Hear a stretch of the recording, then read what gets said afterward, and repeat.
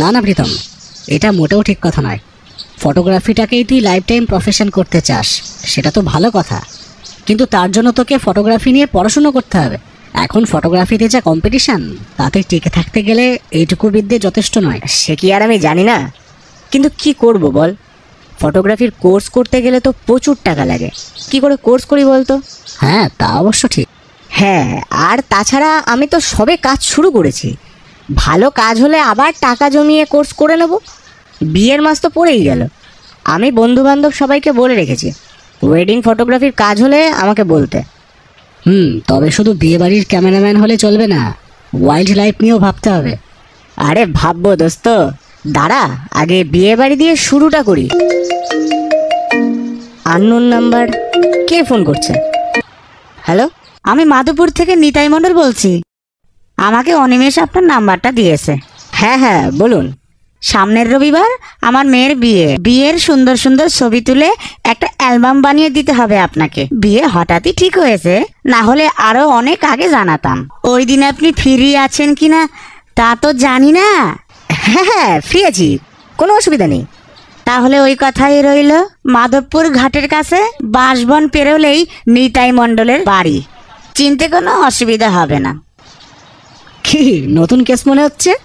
হ্যাঁ, মাধবপুরটা ঠিক কোন দিকটায় বলতো? সেটা তো আমিও ঠিক চিনি না, তবে বিভূতিভূষণ ব্রিজ পেরিয়ে যে রাস্তাটা ডান দিকে জঙ্গলের মধ্যে চলে গেছে, সম্ভবত ওই পথেই হবে। সর্বনাশ করেছে। কি হলো? বিয়ে বাড়ির কাজ মানে শেষ হতে হতে রাত 2টো তো বাজবেই। ওই জঙ্গলের পথে একা একা ভূতে ধরবে? আরে ধুর, ভূতের ভয় কে পায়? তবে অতগুলো টাকা দিয়ে সবে ক্যামেরাটা কিনেছি, চোর ডাকাত টাকাত যদি। বুঝেছি, যাব। যাবি? হ্যাঁ, বলির পাঠা হবার জন্য অন্য কাউকে তো তুমি পাও না। সত্যি বিকাশ, তুমি আমার সত্যিকারের বন্ধু ভাইরি। হয়েছে, থাক। তাহলে আমরা রবিবার বিকেল 4টে নাগাদ বেরোচ্ছি। ডান? ডান।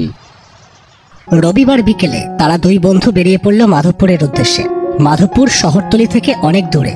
ইছামতির দুই পারে সেই প্রাচীনকাল থেকেই কিছু গ্রাম ছিল, সেগুলো 2021 সালে এসেও গ্রাম্যতার খোলস ছাড়াতে পারেনি।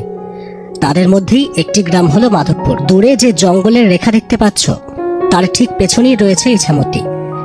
মাধবপুরে ঢুকতেই শুরু হলো বাঁশবন, তার সাথে শিশু গাছ, আরো অনেক গাছগাছালির সারি। কথা সাহিত্যিক বিভূতিভূষণ বন্দ্যোপাধ্যায়ের বাড়ি এখান থেকে মাত্র 1 কিলোমিটার দূর। এই বন্য প্রকৃতি যেন বিভূতিভূষণের স্মৃতির সাক্ষ্য এখনো বহন করে চলেছে। বিয়ে বাড়ির সামনে তাদের মোটরসাইকেল যখন এসে থামল, তখন সন্ধে হয়ে এসেছে। একজন লোক এসে বলল,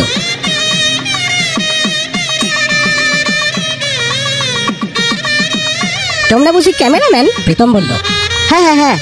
লোকটি প্রীতমকে একবার আপাদমস্তক দেখে নিয়ে বলল, তা এত দেরি করলে কেন? আসলে অনেকটা রাস্তা তো, তারপরেই জঙ্গলের রাস্তা। ঠিক আছে, এসো ভেতরে এসো, বলে লোকটি ভেতরে চলে গেল। প্রীতম বলল, নে নে চল। বিকাশ বলল, তুই যা প্রীতম, আমার ভেতরে যেতে কেমন যেন মন চাইছে না। প্রীতম অবাক হয়ে বলল, সে কি, ভেতরে যাবি না? কিন্তু কেন? না রে, এমনি ভালো লাগছে না, তুই যা, তোর কাজ মেটা। কি পাগলামি করছিস বলতো? বাইরে চারিদিকে বাঁশবন জঙ্গল, এর মধ্যে কি করবি তুই? তোকে ওই নিয়ে ভাবতে হবে না, আমি আশেপাশেই থাকছি। তোর কাজ মেটে গেলে ফোন করিস। বিয়েবাড়ির ভেতরে না ঢোকার তেমন বিশেষ কোনো কারণ নেই। কারণ হলো একটাই, সেখানে তাকে প্রীতমের পেছন পেছন ঘুরঘুর করতে হতো। সে এক চরম অস্বস্তি। তার থেকে এই বৈশাখের গরমের রাতে নদীর ধারের ফুরফুরে হাওয়ায় তার বেশ ভালো লাগছে। আর একটু এদিকে ওদিকে হাঁটতেই সে দেখল নদীর পাড়ে একটি বাঁধানো বসবার জায়গা রয়েছে, অনেক পুরনো, খানিক ফাটল ধরা, শ্যাওলাও জমে গেছে। বিকাশ এগিয়ে এসে তার উপর বসে পড়ল। চারপাশে ছেয়ে রয়েছে মাধবপুরের জঙ্গল। বৈশাখের এই সময়টায় আম গাছে মুকুল ধরে। কি একটা ভেসে আসছে না? হ্যাঁ, একটা কণ্ঠস্বর, একটা নয়, দুটো, খুব কাছেই কারা যেন কথা বলছে। কিন্তু দারুণ লাগছে। অজানিতে শুধু সে একা নয়, আরো দুজন কপত কপতি এসে হাজির। বিকাশ ভাবল তারও তাদের বিরক্ত না করাই উচিত।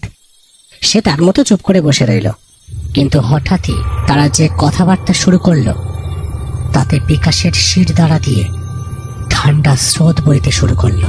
গলায় খুব জোরে ফাঁস লেগেছে বলো? ইস, কেমন কালশিটে দাগ পড়ে গেছে। জোরে ফাঁস না লাগলে প্রাণ পাখিটা কি অত সহজে খাঁচা ছাড়া হতো? আর তাছাড়া তোমারও তো বিষে সারাটা শরীর কেমন নীলচে হয়ে গেছে। কি বিষ খেয়েছিলে মাধবী? কলিডল। ওরে বাবা, সে তো সাংঘাতিক। খুব কষ্ট হয়েছে বলো? হ্যাঁ, তা তো একটু হয়েছে। যাক, এখন তো আর কোনো কষ্ট নেই বলো? হ্যাঁ, এখন আর কেউ আমাদের আলাদা করতে পারবে না।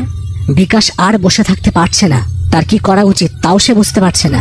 সে ভাবলো হয়তো কোনো এচড়ে পাকা ছেলে মেয়ে তাকে ভয় দেখানোর জন্য এসব কথা বলছে।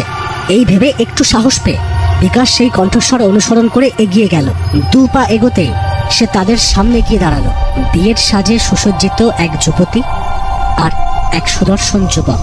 বিকাশ এসে দাঁড়ানো মাত্রই হাওয়ায় মিলিয়ে গেল। ভয়ে আতঙ্কে বিকাশের তখন আত্মারাম খাঁচা ছাড়া হবার জোগাড়। সে আর কিছু না ভেবে সেই বিয়ে বাড়ির দিকে দৌড় লাগালো। দৌড়তে দৌড়তে বেশ খানিকটা পথ অন্ধকারে পেরিয়ে আসার পর সে দেখতে পেল প্রীতম বাইক নিয়ে সেই দিকেই আসছে। বিকাশকে বাইকে তুলে প্রীতম বলল, কিরে দৌড়াচ্ছিলি কেন? ভূত দেখলি নাকি? তার আগে তুই বল, তোর কাজ তো এত তাড়াতাড়ি শেষ হবার কথা না, তাহলে তুই এদিকে আসছিলি কেন? আর বলিস না, বিয়ের কোণে সুইসাইড করেছে। হ্যাঁ? হ্যাঁ, যতদূর শুনলাম মেয়ের বাবা পাশের গায়ের এক বড় লোক বুড়োর সাথে বিয়ে দিচ্ছে। মেয়ের অন্য কাউকে পছন্দ ছিল, ব্যাস খেয়ে নিল ফলিডল। পুলিশ টুলিশ এসে বললে ঝামেলায় পড়ে যেতাম, তাই সুযোগ বুঝে কেটে বললাম। জানতাম তোকে এই পথেই পেয়ে যাব, কিন্তু এবার বল তুই দৌড়চ্ছিলি কেন? হ্যাঁ, ওই শেয়ালে তাড়া করেছিল। বিকাশ ভাবল সে যা দেখেছে তা প্রীতমকে বলে কোনো লাভ নেই। সে শুধু জিজ্ঞেস করলো, মেয়ের নাম মাধবী ছিল বল? তুই কি করে জানলি রে? বাদ দে, চল তাড়াতাড়ি। এই মাধবপুরের নদীর পাড়ের কোথাও আরো এক প্রেমিকের মৃতদেহ ঝুলে রয়েছে কোনো এক গাছের ডালে। সে খবর এখনো বোধহয় কেউ জানেনি। এইভাবেই তো কত প্রাণ নিঃশব্দে ঝরে যায়। প্রীতমের মনটা ভারী হয়ে উঠল। মাধবপুরের নদীর পাড়ের এই এক টুকরো প্রেম গাথা তার মনের চিরকালের জন্য এক গভীর ক্ষত এঁকে দিয়ে গেল।